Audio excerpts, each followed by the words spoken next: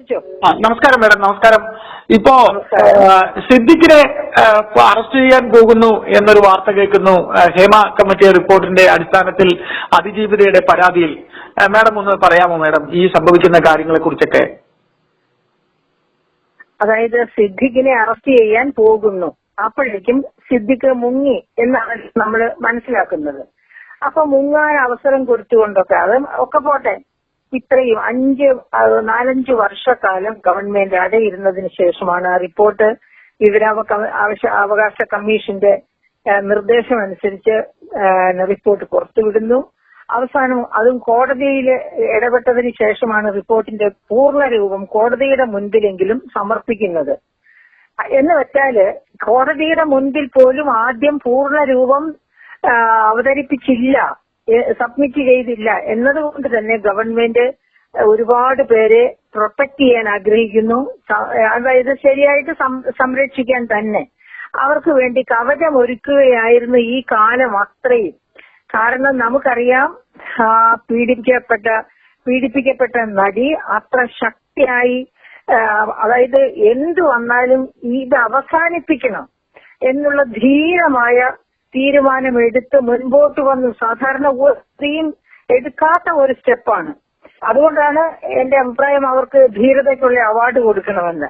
അപ്പൊ അങ്ങനെ വന്ന് കേസ് ഹേമ കമ്മിറ്റി അങ്ങനെ വന്നിട്ടും പ്രയോജനം ഉണ്ടാകുന്നില്ല എന്ന് കണ്ടപ്പോൾ വിമൻ സിനിമ കളക്റ്റീവ് ഫോം ചെയ്യപ്പെടുന്നു.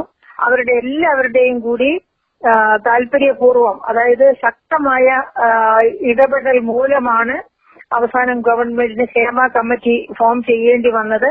ഹേമ കമ്മിറ്റി പഠിച്ച് റിപ്പോർട്ട് സമർപ്പിച്ചു കഴിഞ്ഞിട്ട് ഇത്ര വരെ, അതായത് 5 കൊല്ലക്കാലത്തോളം, ഏകദേശം 5 കൊല്ലക്കാലത്തോളം ആ റിപ്പോർട്ട് പുറത്തു വിടാതിരുന്നു. ഇതൊക്കെ ഓർക്കുമ്പോൾ നമുക്കറിയാം, യഥാർത്ഥത്തില് ഒന്നുകിൽ കേരളത്തിൽ തന്നെയല്ല ഇന്ത്യയിൽ തന്നെ സ്ത്രീകൾക്ക് നീതി കിട്ടാറില്ല. നമുക്ക് എന്താണ് പറയാ, സ്ത്രീകൾക്കുള്ള റിസർവേഷൻ 33% റിസർവേഷൻ അസംബ്ലിയിലും ലോകസഭയിലും അതൊക്കെ എന്ത് സംഭവിച്ചു കിടക്കുന്നു എന്ന് നമുക്കറിയാം. അങ്ങനെ സ്ത്രീകൾ നീതി നിഷേധിക്കപ്പെടുന്നവരാണ് ഇന്ത്യയിലെ ഒരു പരിധിവരെ ലോകത്തെ എല്ലായിടത്തും. കേരളത്തിലെ സ്ത്രീകൾ കൂടുതലായിട്ട് നീതി നിഷേധിക്കപ്പെടുന്നവരാണ് എന്നുള്ളതിന്റെ തെളിവാണ് അത്ര ഹീനമായ പീഡന ശ്രമങ്ങളും കൊട്ടേഷൻ പീഡനങ്ങളും ഒക്കെ നടന്നിട്ടും അത് ശക്തമായി തിരിച്ചടിച്ചിട്ടും ആ കുട്ടികളെ തിരിച്ചടിച്ചിട്ട് പോലും ഇതുപോലെ നിസ്സംഗതയോടെ ഒരു സർക്കാർ നോക്കി നിൽക്കുന്നു. സർക്കാരിന് അറിയാമായിരുന്നു ആ സംഭവം നടന്ന ദിവസം തന്നെ ആരാണ് പ്രതിയെന്ന്. എന്നിട്ടും ആ പ്രതിയുടെ പേരിൽ ഒരു ആക്ഷൻ എടുക്കാതിരുന്നു. അവസാനം കേസ് ആകുന്നത് വരെയും ഒന്നും ചെയ്തില്ല. കേസ് ആയതിനു ശേഷം വേണ്ടത്ര പ്രൊട്ടക്ഷൻ കൊടുത്തുകൊണ്ടാണ് ഇത്ര നാളും ഗവൺമെന്റ് പോയത്. ഇപ്പൊ അവസാനം ഒരു നിവൃത്തിയില്ലാതെ ആ റിപ്പോർട്ടിന്റെ പൂർണ്ണ രൂപം കോടതിക്ക് മുൻപാകെ സമർപ്പിക്കാൻ കോടതി ആവശ്യപ്പെടുന്നു. അങ്ങനെ അവസാനം മനസ്സോടെ ഗവൺമെന്റ് അത് ചെയ്യുന്നു.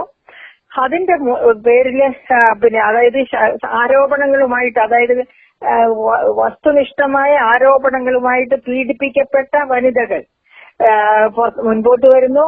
അങ്ങനെയാണ് ഇപ്പോ സിദ്ദിഖും മുകേഷും ഒക്കെ അറസ്റ്റ് ചെയ്യേണ്ട ഒരവസ്ഥയ്ക്ക് എത്തുന്നത്. അതുപോലും വേണ്ട, അവരെ വെള്ളപൂശി കാണിക്കാനും അവരെ പുകമറയ്ക്ക് അകത്ത് നിർത്താനും ഒക്കെ ഒരുപാട് ശ്രമം ഗവൺമെന്റ് നടത്തി.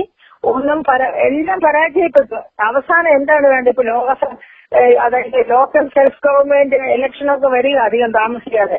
അപ്പോഴേക്കും മുഖം കൂടുതൽ വൈകൃതമാകണ്ട എന്ന് കരുതിക്കൊണ്ട് ചില നടപടികൾ ഞങ്ങൾ പിന്നെ അവരെ വിട്ടുകൊടുത്തില്ലേ, അറസ്റ്റ് ചെയ്തില്ലേ എന്നൊക്കെ ചോദിക്കാമല്ലോ, അങ്ങനെ ഞങ്ങൾ ന്യായം നടത്തിയില്ലേ എന്നൊക്കെ ചോദിക്കാൻ വേണ്ടിയാണ് ഇപ്പോ അവസാനം പേരിന് മാത്രം ഒരു അറസ്റ്റ് കഴിഞ്ഞതോടെ മുകേഷ് പുറത്തേക്ക് ഇറങ്ങുന്നു.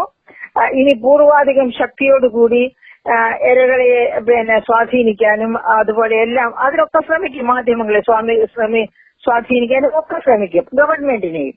അതുപോലെ തന്നെ സിദ്ദിഖിനെ കണ്ടുപിടിക്കാൻ കേരളത്തിലെ പോലീസ് അത്ര മോശക്കാരൊന്നുമല്ല.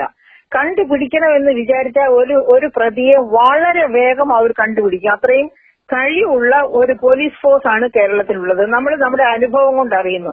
അതേസമയത്ത് പിടിക്കണ്ട എന്ന് വിചാരിച്ചാൽ തൊട്ട് മുൻപിലൂടെ വിളയാടി നടക്കുന്നവരെ പോലും അവര് പിടിക്കില്ല, കണ്ടില്ല എന്ന് വരുത്തി തീർക്കാനുള്ള കഴിവും അവർക്കുണ്ട്. അത് അവരുടെ എഫിഷ്യൻസിയുടെ ഒരു ഭാഗമാണ്. അപ്പൊ ഇത് സിദ്ദിഖിനെ വേണമെന്നുണ്ടെങ്കിൽ എത്രയും പെട്ടെന്ന് അവർക്ക് കയ്യാമം വെക്കാൻ പറ്റും.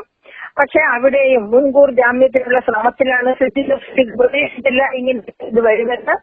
അങ്ങനെ വന്ന സ്ഥിതിക്ക് മുൻകൂർ ജാമ്യത്തിനുള്ള ശ്രമം നടത്തിക്കൊണ്ടിരിക്കുകയാകും. അപ്പോ രണ്ടായാലും നമുക്ക് വെയിറ്റ് ചെയ്യാം. ഏതായാലും ഇരകൾക്ക് ഇവിടെ നീതി കിട്ടുമെന്ന് ഒരു ശകലം ശുഭാപ്തി വിശ്വാസത്തിന് പോലും സ്ഥാനമില്ല. ഏതായാലും മാഡം വളരെ കണിശമായ ഒരു പ്രതികരണമാണിത്. മാഡം പറയുന്നതിൽ ഒരുപാട് സത്യമുണ്ട്. ഇതെല്ലാം വെറുതെ മുഖമനിക്കൽ മാത്രമാകുമോ? എന്തായാലും എന്ത് സംഭവിക്കുന്നു എന്ന് വൈകുന്നേരം വരെ ഒന്ന് നോക്കാം.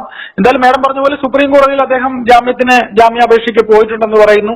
ദിലീപിന് വേണ്ടി വാദിച്ച വക്കീലാണ് അദ്ദേഹത്തിന്റെ വക്കീല്. കാത്തിരുന്ന് കാണാം അല്ലേ മാഡം? Thank you madam. അതെ അതെ അതെ അതെ. Thank you very much.